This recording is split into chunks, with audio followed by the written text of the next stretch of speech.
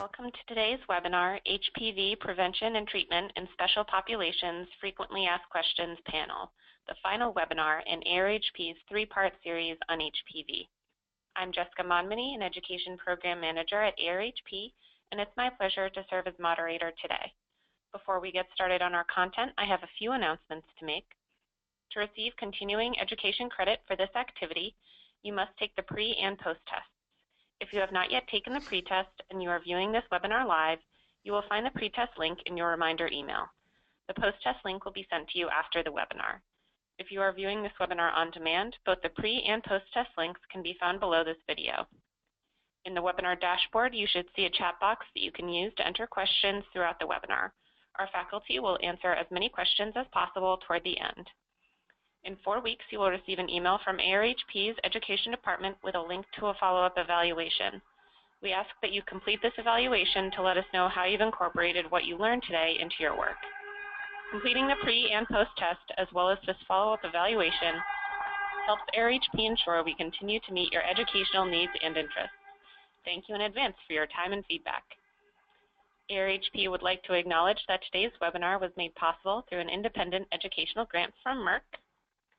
On the next slide, you'll see the Planning Committee disclosures. As you can see, Dr. Aletha Akers is a recipient of an investigator-initiated grant from Bayer Healthcare, and Dr. John Davis is a consultant for Motive Medical Intelligence. All of the planners have nothing to disclose. Here are the learning objectives for today's webinar. By the end of our hour together, you will hopefully be able to do the following related to HPV, discuss the burden of infections on the variety of populations seen here with an intersectional lens, describe its relationship to cancer, explain preventive care benefits of vaccination, and address barriers to widespread implementation of the vaccine. At this time, I would like to introduce today's presenters, Dr. John Davis and Craig Roberts. Dr. Davis is an infectious disease physician and clinician educator with a focus on immunocompromised hosts. His interests are primarily with the infectious diseases of the immunocompromised host, broadly defined to include patients living with HIV who have undergone solid organ or bone marrow transplantation and patients who are maintained on immunosuppressive agents. Dr. Davis's educational interests and activities are diverse and span the spectrum of medical education, from undergraduate and pre-professional education, including medical education and residency or fellowship training, to continuing medical education for experienced physicians. He currently serves as the Associate Dean for Medical Education at the Ohio State University College of Medicine. Craig Roberts is an epidemiologist and physician assistant with more than 30 years of clinical and research experience in public health and infectious disease. He holds an appointment as an emeritus clinical assistant professor at the University of Wisconsin-Madison, where he worked as a manager and clinician in the Sexual Health Clinic at University Health Services. He is a past chair of the Sexual Health Coalition of the American College Health Association. An expert in sexually transmitted infections, he consults and lectures frequently on topics relating to college population health and infectious diseases of young adults. Without further ado, I'll turn the webinar over to Craig. Thank you, Jessica, and welcome everyone for joining us today. This is the third in a series of HPV-related webinars this fall. The focus of this webinar is going to be primarily to answer your questions and to address a series of frequently asked questions that we've received over the series and from some of our live presentations on this topic. We're going to start by just reviewing some basic information about the vaccine and the indications and new recommendations. I'll go through that fairly quickly, and then Dr. Davis will take over and lead us through the frequently asked questions. So first of all, I'm just going to start by talking a little bit about vaccine for adults. As much of the focus is on adolescents, of course, and we'll talk about that a little bit, but recognize that there are many opportunities currently to immunize people between the ages of 18 and 26 who are not immunized when they were adolescents. Unfortunately, that's about 50% of women, and about 2/3 of men at this point have not been fully immunized by the time they graduate from high school. So there really is a very large cohort of young adults who have never been immunized. And the older they are in that cohort, the less likely they are to have been fully immunized. This is an important point to recognize because a lot of these people are about to age up out of the cohort where they are eligible for vaccine for the most part. And it's very important, if you see folks in this age group young adults 18 to 26, that you take every opportunity you can to immunize them. Some of the typical barriers that we see for young adult patients are listed there, particularly insurance and cost issues. They often are less likely, they may be less likely to see providers, and so on, particularly for providers who are working in college health or family planning or public health clinics where you may see some of these folks. Those are great opportunities to provide another dose of vaccine. The second thing we want to emphasize today is that one of the fastest growing areas of concern about HPV infection is its association with causing oral pharyngeal cancers due to HPV, primarily HPV high-risk type 16. The rate of those cancers has tripled in the last 3 decades and now exceeds the incidence of cervical cancer. This is the fastest growing HPV cancer in the United States. Some risk factors associated with oral HPV infection are listed there. The cigarette smoking risk is separate from the risk of other oral cancers due to tobacco use, which typically occur in the palate and on the mouth. HPV-associated infections, HPV-associated cancers, excuse me, typically are at the back of the throat, the tongue, base of the tongue, and the tonsils. There is now some data supporting the use of vaccine for preventing oral cancers due to HPV. In the initial clinical trials for the HPV vaccines, both companies that put those to market in 2006, this wasn't really even on the radar, and so there was no data. You won't find oral HPV infection listed as part of the indication, but in fact, there's data now that it works. The third group is for HIV positive individuals have a much higher incidence of HPV-associated cancers, 30-fold risk in most cases. So this is another target group that's very important to immunize all the way through age 26. And some organizations, in fact, are supporting immunization of HIV-positive individuals over the age of 27 plus, and Dr. Davis may be able to address that further, or someone may want to ask a question about that.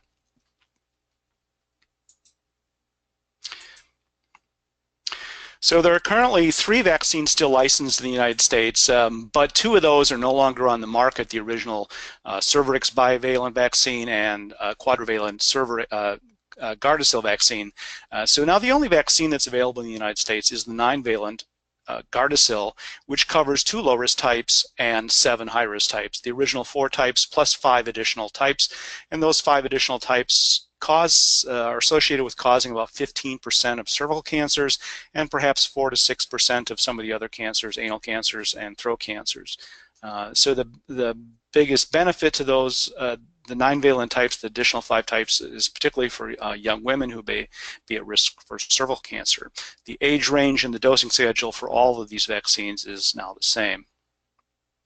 Here's some data supporting the efficacy for the 9-valent vaccine. It is essentially identical to the quadrivalent vaccine, showing very high rates of overall vaccine efficacy in preventing precancers, dysplasias, and not shown here also genital warts.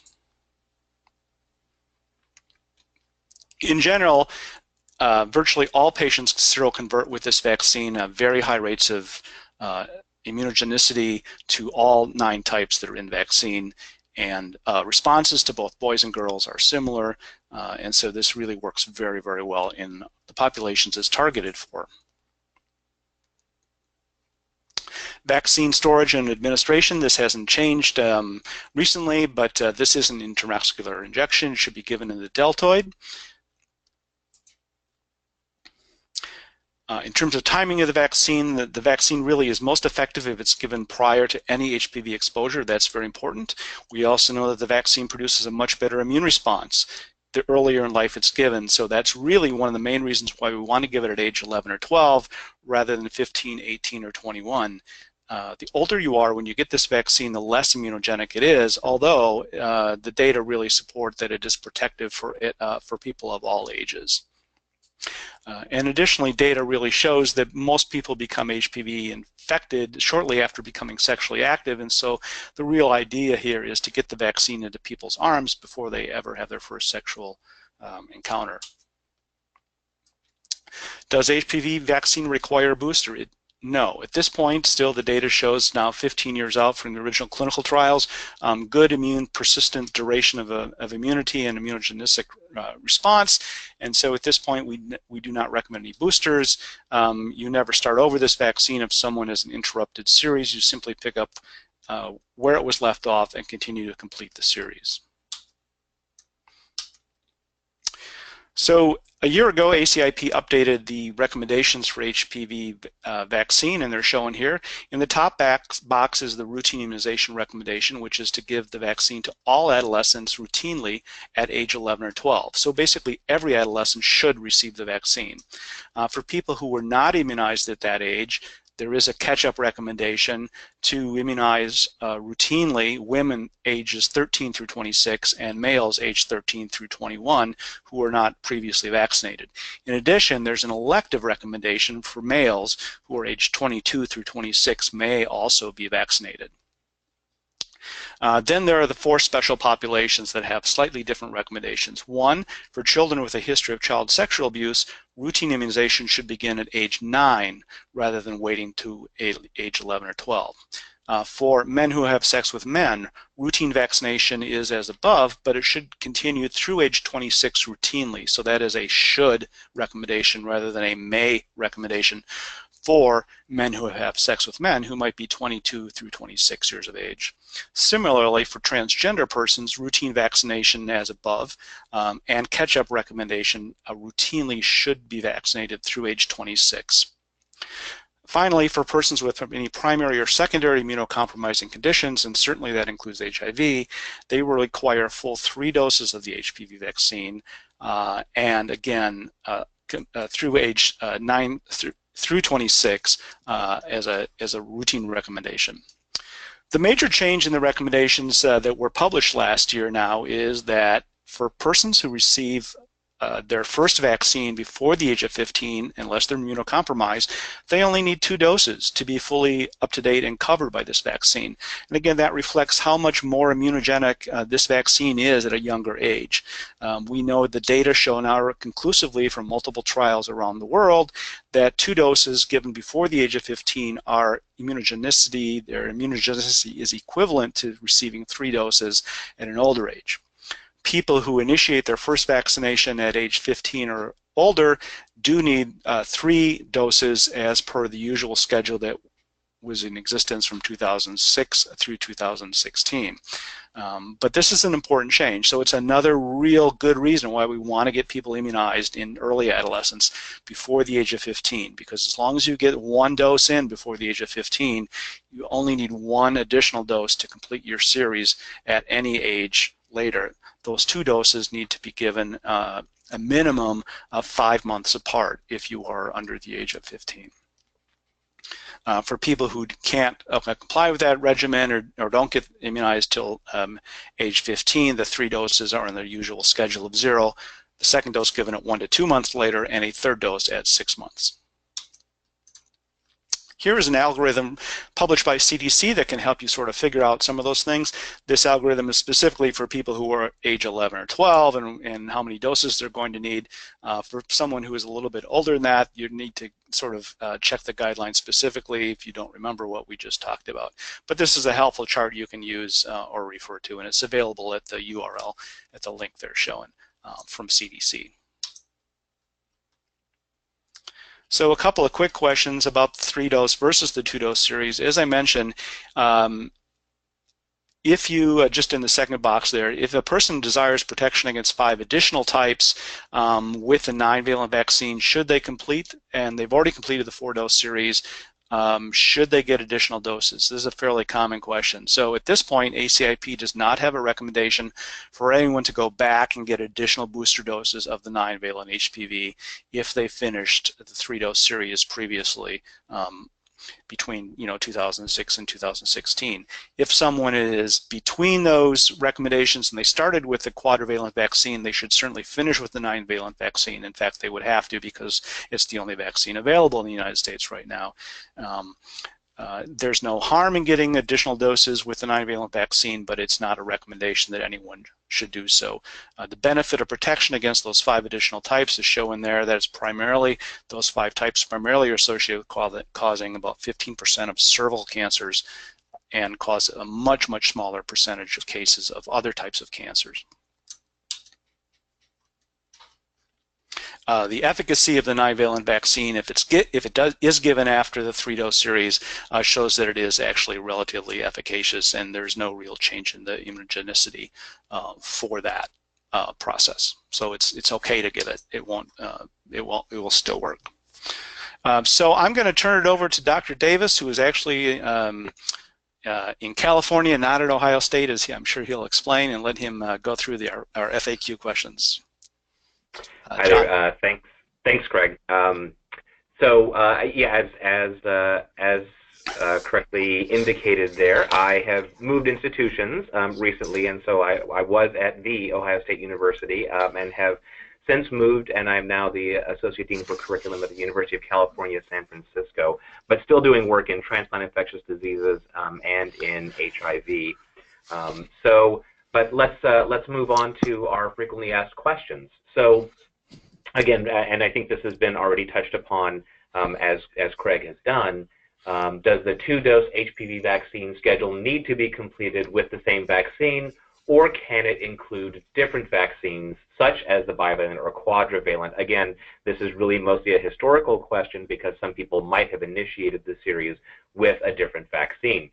So the 2-dose schedule can be completed with any combination of HPV vaccine, so long as dose 1 was given before age 15. Again, remember that the key point to this is the immunogenicity and the enhanced immunogenicity that we see in younger patients, especially those before age 15, is really what drives the recommendation for 2-dose versus 3-dose.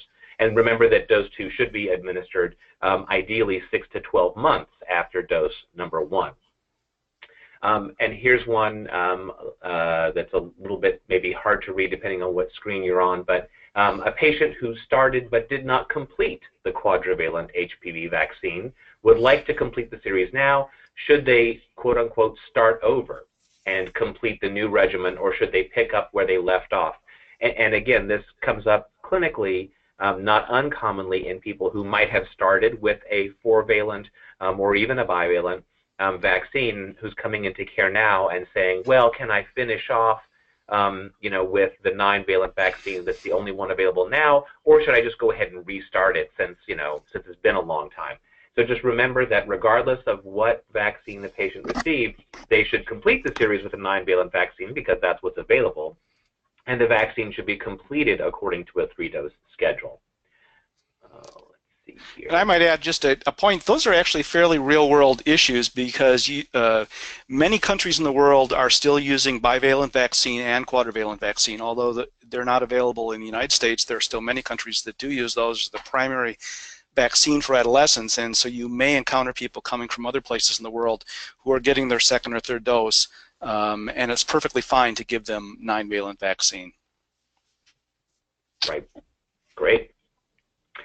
So another one that, again, is a relatively common one. We see patients who receive the first either dose or 2 doses, ideally, of the series, let's say 2 months apart, as for the 3-dose series, but they started before their 15th birthday. Do we still need to give a 3rd dose? And the answer here is that yes, patients who receive 2 doses of HPV vaccine less than 5 months apart should receive a 3rd dose. Again, ideally 6 to 12 months after dose 1 and at least 12 weeks after dose number 2. If dose number 1 was given before the 15th birthday and it's been more than 12 months since that dose, would the series be complete with just 1 additional dose? Again, so not uncommonly, we see patients who might have initiated the series and then be away for a bit and then come back. But if that first dose was given before the 15th birthday, and it's been a while, over 12 months, could we just give 1 more? And the answer is yes. Individuals who started the HPV vaccine prior to the 15th birthday are considered to be adequately vaccinated with just 1 additional dose, no matter how much time has elapsed Again, the immunogenicity, as Craig had mentioned before, is very good for this vaccine. So so we do consider that to be complete. There we go. Will the 2-dose recommendation be retroactive for children and teens vaccinated prior to 2016? Again, so does this affect those who were before the actual date of the recommendation? And the answer is yes, so that any person who received the 2 doses of any combination can be considered fully vaccinated, again, so long as they meet the standard criteria, the first dose given before the 15th birthday and 2 doses separated by at least 5 months. Here's another one. If a 30-year-old female patient, and I see this not uncommonly, if a 30-year-old patient, let's say in this case a female, wants to receive HPV vaccine, can I give it to her? What about a 30-year-old male, especially if it's men who have sex with men? So we see this not uncommonly, and it's important to just remember that that the HPV vaccine is not FDA approved for anyone over age 27, and so in this particular instance, you would be doing something off-label. So again, I think all the caveats that go with any off-label administration of a vaccine or a medication would apply here. Again, you have to do sort of a risk-benefit analysis and use clinical judgment there. But that said, I will say that I, in my practice, do see a lot of people who come in asking about that. One of the other factors to consider, aside from the off-label usage, is often funding. So remembering that because it is not FDA approved for those over age 27, that it means many people who are lucky enough to have insurance may not have this vaccine covered. Because that falls outside of the FDA-approved usage, and it can be therefore cost prohibitive.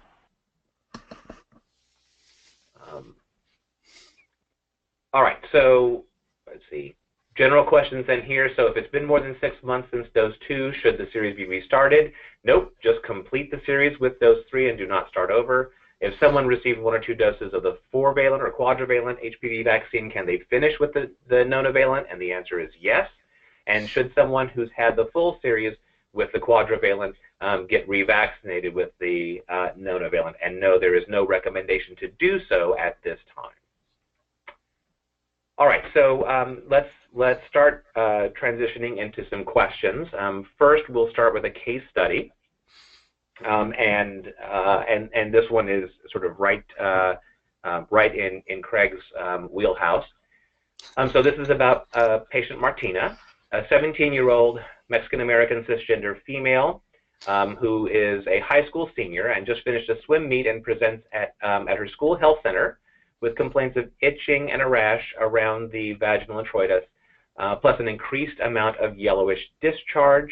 Medical history is notable for regular menses. Last menstrual period was 2 weeks ago. Has never been pregnant and has no history of a sexually transmitted infection.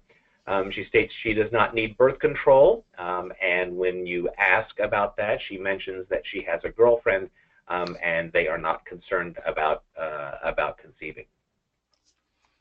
So along these lines, maybe I'll encourage the conversation, I'll pitch this to my co-panelist Craig. So which of Martina's behaviors would present risks for HPV, and if any, are any of them modifiable?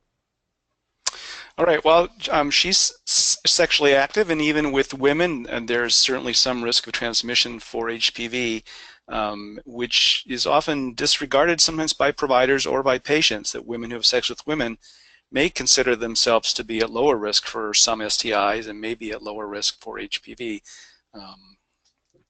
But I would say there's still a risk. Great, and I think that's obviously that's exactly right. I think many times patients may mistakenly think they are at low or no risk, especially for women who have sex with women or be currently in a same-sex relationship. Are there any protective factors that you can identify in her case? I think the fact that she's come in and taken the steps to see a provider for her symptoms and evaluate her symptoms is a primary protective factor here. Right. I think that, so. I think that's great, and I think I might also include the fact that she's considered at least one of the P's for the 5P model for those who use that from the Centers for Disease Control about taking a sexual history, that she's thought about pregnancy and she's given it some consideration. So it shows that she actually has thought about some of these things, and it means that she's at least contemplative about her her own status. So. So then how would you approach a conversation about risk reduction for her, and especially using sort of a shared decision-making model? So thinking about the factors that are listed here, like age, sexual orientation, gender identity, and racial and ethnic identity, are there things that you might consider in terms of carrying on conversations with her and discussing things? Well, you certainly want to do a broader sexual history, perhaps, and talk, in fact, look at this stuff through what we call the lens of intersectionality and consider these issues as how they might affect her risk for sexually transmitted infections, and in the topic of our context here, HPV specifically. So you might want to address her lifetime sexual history. What age did she first become sexually active? Has she had any male partners in the past? That would certainly affect her risk for some of these things. And in terms of treatment plan, I think we would certainly want to evaluate her vaginal discharge, but also screen because of those symptoms specifically, or because of her sexual history. Depending on what she tells us, we may want to include other STI testing for gonorrhea and chlamydia specifically. But you want to also get her immunization history and find out, in fact, has she had HPV vaccine in the past, and what does she think about that, and would she consider getting it, and what are her thoughts about HPV disease and cancer? Right. So I think a few things. I'm glad this is being recorded because there's so many really, really great points that were all mentioned in there. A few I want to highlight there.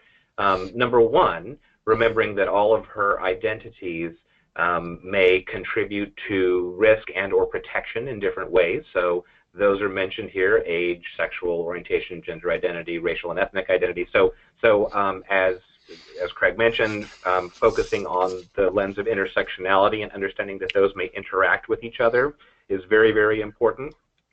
Another thing is taking an appropriate history, and that includes, so she's in a same-sex relationship right now, but we need to know about her different partners. Again, another one of the P's of the CDC 5P model.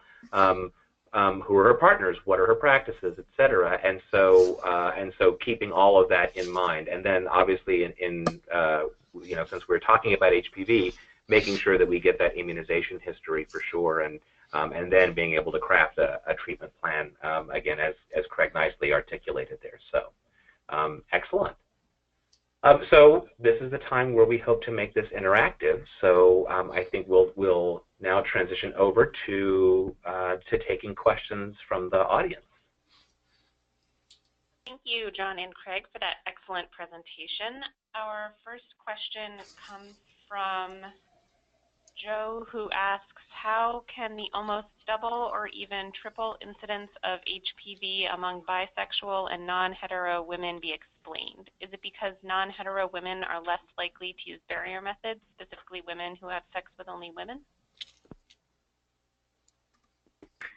Sure. So I'm happy to take some of that. So in particular, one of the biggest disparities that we know of is that especially for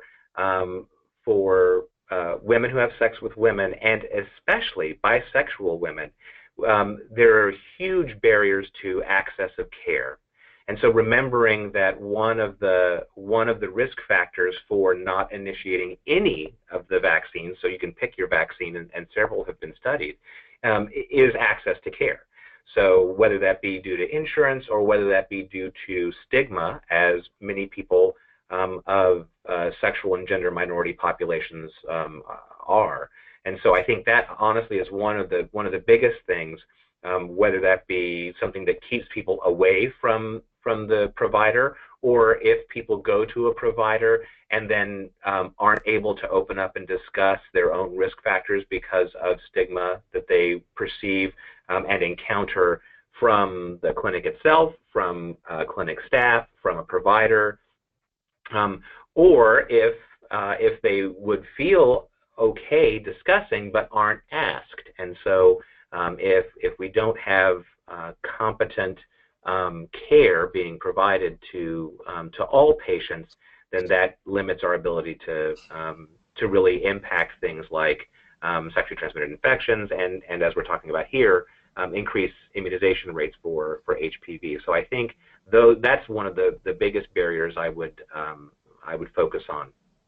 Craig, I'll open it up to you too. Right. I would just agree with all those points, and to say particularly for women who are a little bit older than this case, but in bisexual and women who have sex with women and women who have sex with women and men, there's data showing that actually, in addition to higher rates of HPV, there are higher rates, I believe, of cervical cancer itself, and a lot of that has to do with a later stage of diagnosis, much less frequent cervical cancer screening.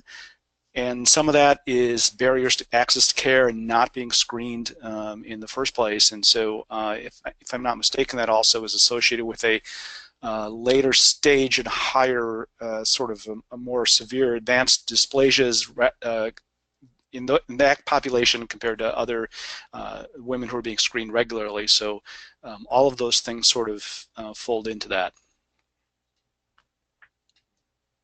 Excellent, thank you. Our next question comes from Colette, who asks, if a woman younger than 30 was screened for HPV on her PAP and it was positive, does she need to have her PAP repeated to ensure it cleared?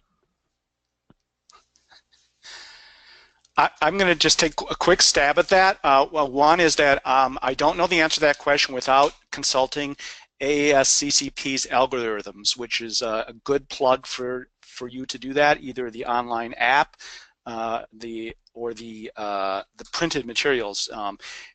The follow-up and management of abnormal tests and pap smears are complicated, and they depend on the finding as well as the age. The other point here is that people should not be doing HPV DNA tests for routine screening in women under the age of 30. Co-testing under the age of 30 is not recommended, although it is approved by the FDA. The test is cleared by the FDA for women over the age of 25. But if you do that, say a 28-year-old woman, then you have this confusing result because you don't really know how to manage it because it doesn't really fit in our guidelines. So there are situations when the test is negative, it's very useful, but in the situation of a positive HPV test, the guidelines, I believe, are going to suggest the follow-up based on the PAP results, the cytology results in this case, if they're under 30. But I'm not absolutely certain about that.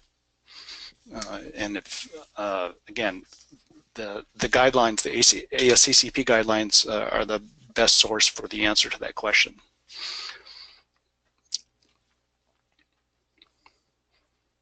Great, thanks so much. Our next question comes from Gianni, who asks, why is there an increased risk of HPV in women over age 30 in long-term monogamous relationships?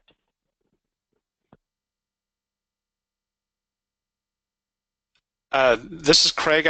I'm not so sure that the risk goes up at age 30. It's that the risk of cancer from HPV is related to long-term persistence of the virus, and many of those infections were acquired in, say, adolescence or early young adulthood, but only become apparent after the age of 30, and that's primarily why age 30 is when we begin routine HPV DNA testing with co-testing, why we do not recommend testing before the age of 30, because really that is sort of the magic turning point where we say long-term persistence of a high-risk virus is a problem or needs to be managed differently. And it so happens that as people get older, they tend to settle down and partner up, I think, as just a population, as a demographic effect. So those women are more likely to be in long-term monogamous relationships. But in many cases, in fact, their infection may have been acquired in their early or mid-20s. That would be a very typical kind of scenario. And this is John. I agree with that completely. I think it's the biggest driver there is age, not as much the relationship status of the individual. Again, the virus itself doesn't ask questions first about infection, and obviously it has a lot more to do, as Craig mentioned, with persistence of the virus. The epidemiology of HPV by age in gender is sort of interesting. So incidence of HPV tends to decline in women as they get older. Incidence of HPV in men tends to remain stable as they get older. So that is, there isn't a lot of difference in incidence, which is newly acquired HPV infections by decade in men, whereas in women, most of the infections, at least in the pre-vaccine era where most of this data still comes from, were acquired in their 20s. There is really some hopeful signs, though. We know from new data from the prevalence studies done as part of Van Haynes that the prevalence of HPV infection in young women, and especially young adolescent women, is declining rapidly.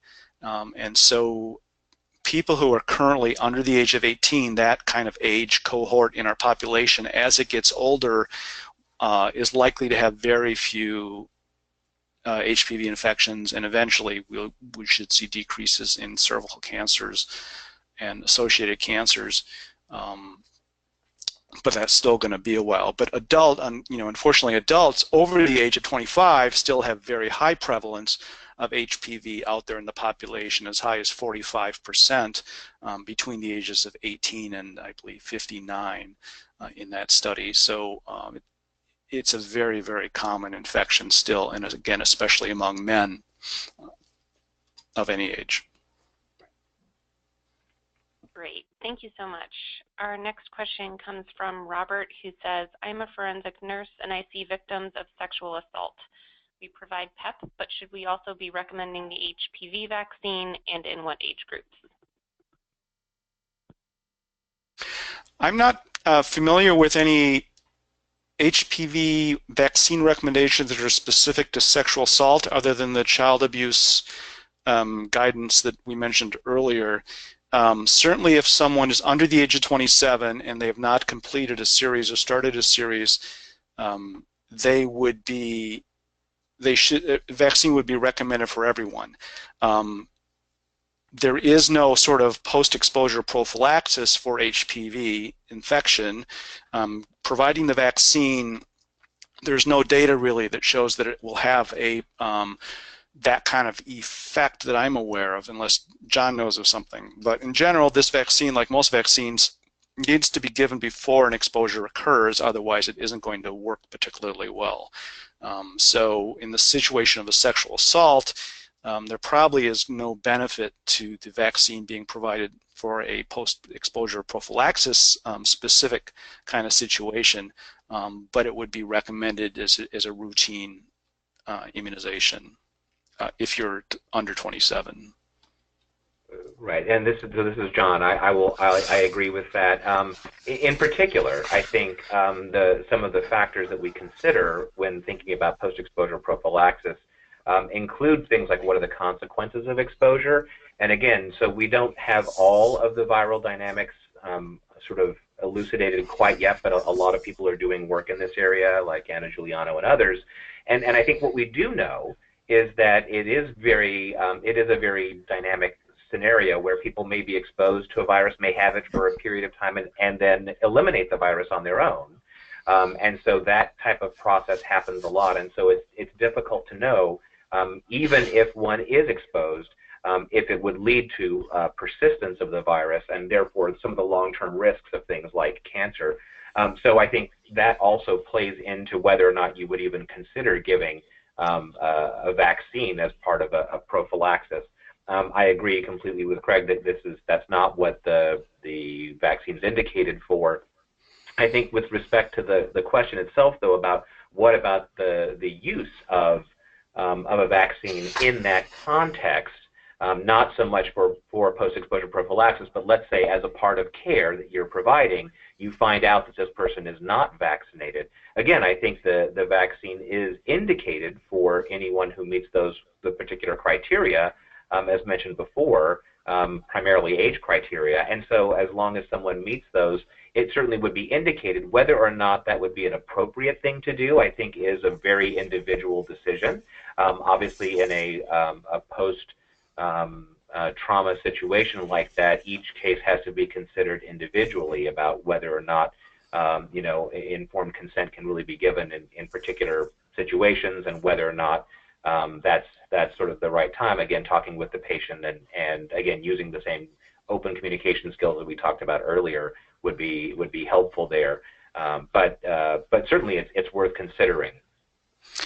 Yeah, it's a very interesting question. I think we simply don't have the knowledge as a scientific community to know it. If you sort of provide somebody the vaccine within, say, a 24-hour period of an exposure to the virus, would it still have some benefit or no benefit? Or we don't know that, and it's an interesting scientific question.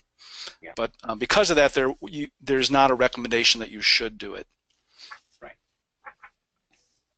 Great, thank you. Our next question comes from Meredith, who asks, what are possible causes of disparities regarding HPV vaccine series completion among minority adolescents?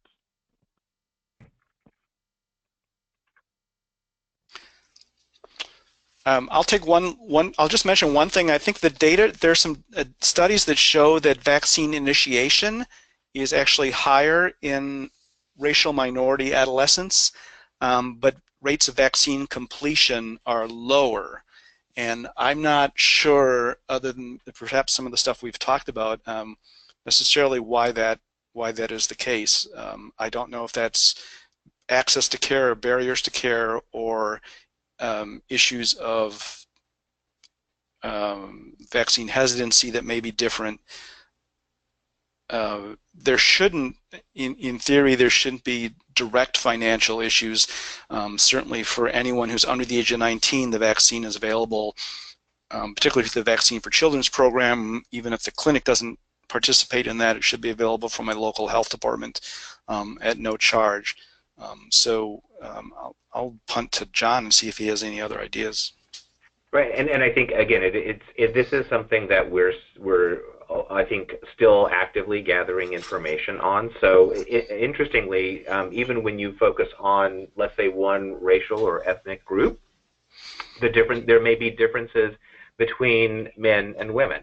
And so it's interesting seeing, for instance, in African American women versus African American men, that the barrier seems to be, in one case, completion of the series, in the other case, it's the initiation of the series. And so there are some differences there that we're seeing that we don't necessarily understand. And again, I think this is part of the intersectionality approach and understanding that the multiple identities can combine in different ways that lead to sort of different outcomes. And that's important for us as providers, because then we are all able to really target our messages and address concerns that may be present within given populations. So again, I think we are still early in that, and there are a lot of different identities that have not been explored yet with respect to HPV uptake, vaccine uptake, and so I think we'll so stay tuned. More I think to come on that.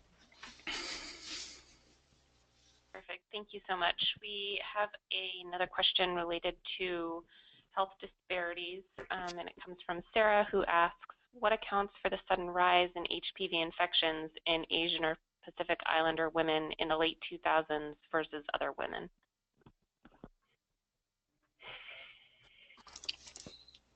As the epidemiologist on the line, I will say I don't know. I'm not familiar with that. I haven't heard about that. Sounds like an outlier sort of event. Yeah, I'll say I'm in the same boat there. I'm not aware of a study. There was a particular study with that one. I will say there have been other groups that have been studied that have shown, at least early on, and that was thought to be due to surveillance bias, higher rates of HPV prevalence, not so much incidence. But again, I think so. Yeah, without knowing that the data much better, I can't say a whole lot. Interesting. Thank you so much. Our next question comes from Nancy, who says, your slide mentioned routine vaccinations, and then she asks, how often does the HPV vaccine need to be readministered after completion? Never. At this point, there are no recommendations for future doses or booster doses. Because this is a relatively new vaccine, the clinical trials were done in the early 2000s. We certainly don't know what the long-term duration of protection is, whether it's 15 years, 20 years, 30 years, 50 years. But at this point, the companies have data from, they're still following a cohort of people who were in the original clinical trials from 2002 and 2003. They go back and assess their immune response every year. And to date, my understanding, I think the latest data that's been published about that is out for 12 years post-vaccination, still shows great immune response and presumed protection. And in addition, there are a number of other studies going around the world doing longitudinal follow-up studies. But at this point, there's no recommendation for additional doses. So once you complete the series, either the 2 doses or the 3 doses, depending on age, you're good to go for life. And again, understanding that still most HPV infections are acquired in early to young adulthood in most people. And that is to anticipate another question we often get, that is part of the reason why the original clinical trials were only done in people through age 26, is because that's where most of the infections were, at least 15 years ago, and that was the target group for HPV. So, and it's not that you know, people who are in their 50s don't get new HPV infections, but they occur at a much lower rate than they do. And so the real age you need to cover typically was through the mid-20s. Great, thank you. Our next question comes from Scarlin, who asks, why are the mortality rates for cervical cancer highest for Black women, and what implications does that have for how we can help combat the high mortality rates in this population?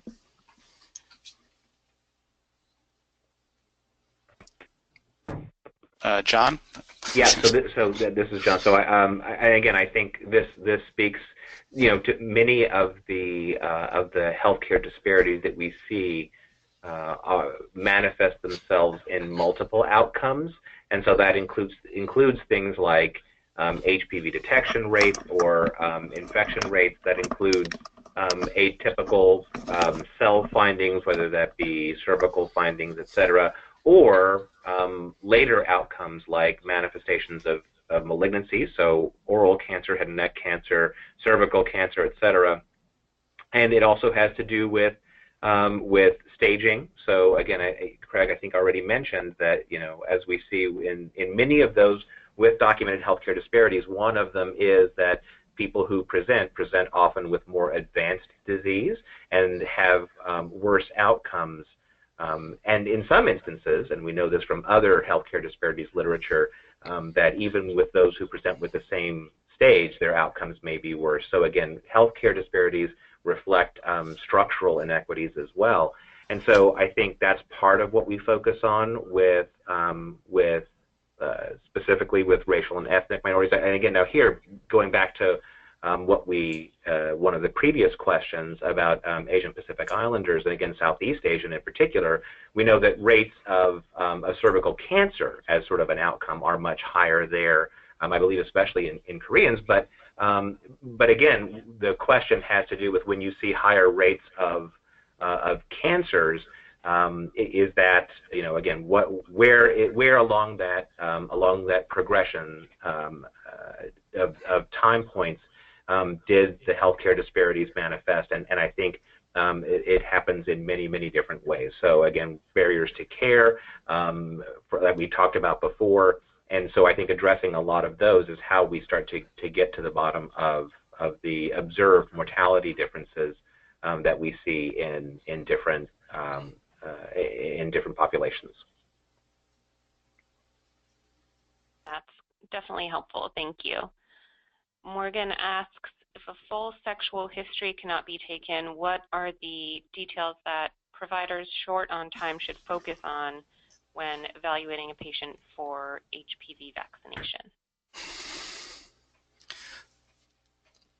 Well, it's going to depend a little bit on the age of the patient. So we can say, because the vaccine is universally recommended for everyone who is 21 and under, sexual history does not really apply. So the sexual history is important for gathering other information and having discussions about risk prevention and screening for other STIs. But if the question is solely about, does this person need HPV vaccine, it of course doesn't matter at all whether they've been ever sexually active or sexually active since age 12. Doesn't their gender identity, sexual orientation, all of those things are sort of irrelevant to whether somebody should be immunized. Currently, if you're a male and you're biologically male, and between the ages of 22 and 26, the ACIP recommendation is then your sexual history does matter, because you need to ascertain whether someone's had that guy, if he's had male partners, then he should be encouraged to get the vaccine rather than be offered the vaccine. That's a subtle difference. There is some interest by ACIP in harmonizing those recommendations, so I think that's something we will be perhaps looking forward to in the next year or so, is that they will change that recommendation about males to recommend that all males be immunized as for catch-up ages 13 through 26.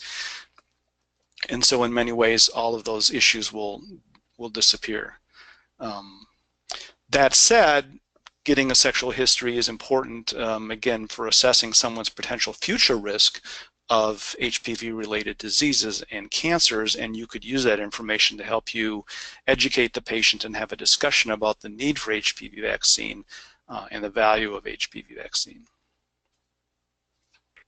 This is John. I'll piggyback on that and agree with all of that. Again, I'd say remember that even so that the current sexual history is important, but again, even if the person in front of you has not ever been sexually active, if they are planning to be sexually active, then it's still going to be important and to consider the vaccine. And if someone is, whether or not they are definitively going to be sexually active or might be or whatever. And again, the point is, this is a vaccine that, especially when someone has not previously encountered a particular strain of the virus, that works even better. So we know that that's important as well. So the sexual history is important, as Craig mentioned, as part of the conversation, as a part of prevention, as a part of overall sexual health, and certainly can be an entree into discussing the vaccine itself. But it is not the sexual history itself is not the most critical element to giving the vaccine.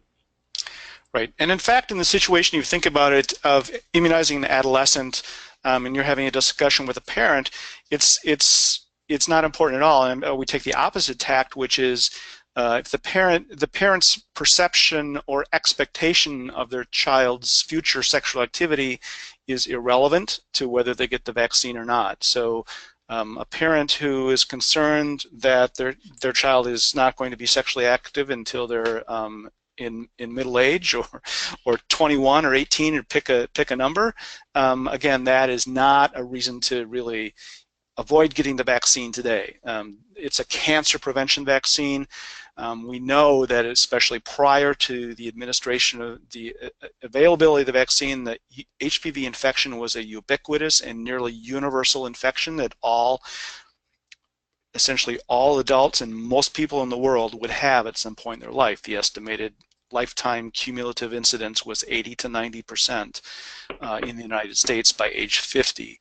And that includes people who have only had a single lifetime sexual partner. So it's important to, in a sense, when you're talking to parents, to downplay that situation, and you don't need to do a sexual history, certainly from a 12-year-old, and particularly if you're talking to the parent about the value of this vaccine, whether it should be given at age 12. The reason to give it at age 12 is primarily because of the immunogenicity reasons. The second thing is so that you can only get 2 doses rather than 3. And thirdly, because chances are that child is someday going to be sexually active, and at that point they will have risk, but it may be too late to be protected. Excellent. Thank you so much. I hope that those questions have addressed all of the concerns or lack of clarity that anyone listening to the webinar may have had, and that everyone feels comfortable recommending the vaccine to their patients. And with that, John, would you like to take us into the key takeaways? Sure. So just wrapping up here then, the most important we have on this slide, which are remembering that a 2-dose schedule is now recommended, and it does have equal immunogenicity to 3 doses for those who receive the standard schedule that is when they start under age 15. From an epidemiologic perspective, remembering that HPV is the most common sexually transmitted disease in the U.S., remembering that of the cancers that are attributable to HPV, the vast majority are preventable with the 9-valent HPV vaccine that's currently available. Remembering about that, like we discussed, about sexual history and that being part of standard care and good care, in fact. And remembering, as we've talked about now several different times with the questions that have come up about important barriers to HPV information, including access to care, to coverage, confidentiality, stigma, etc. And then a few other important points here that we didn't touch as much on immunocompromise here, but it's important to remember that those who are immunocompromised have higher rates of HPV-related cancer development after exposure to HPV. That currently HPV screening and testing is not indicated except for cervical tissue. This is fully acknowledging that many people do perform anal pap smears and things of that nature. As we've touched on several times now, the time to get the HPV vaccine is prior to HPV exposure. And there is evidence to suggest the HPV vaccine is beneficial to women and actually men as well. And Craig alluded to this before, and we didn't have a chance to touch on it much in our conversation today. But there's some emerging data in HIV-positive men as well from a Spanish cohort that HPV vaccine is beneficial there. We're probably going to have a lot more data on this over the coming year. So as I said before, stay tuned. And I'll hand it back to Jessica. Thanks so much. Thank you both, John and Craig, for joining us today and for answering everyone's questions.